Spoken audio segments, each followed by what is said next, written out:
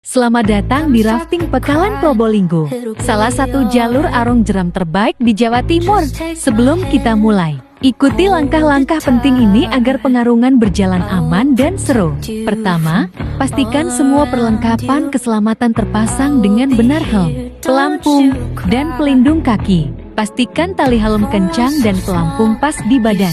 Kedua, dengarkan safety briefing dari guide. Kamu akan belajar cara memegang dayung, teknik kayuhan yang benar, posisi aman saat melewati jeram, hingga cara menyelamatkan diri jika terjatuh. Ketiga, cek kesiapan tim. Rafting di Pekalan membutuhkan kekompakan, karena kamu akan melewati jeram-jeram kuat seperti Inul, Triple Ace, dan Welcome. Pastikan semua siap beraksi. Keempat, naik ke perahu dengan hati-hati. Duduk sesuai instruksi, kunci kaki pada foot holder, dan pegang dayung dengan kuat.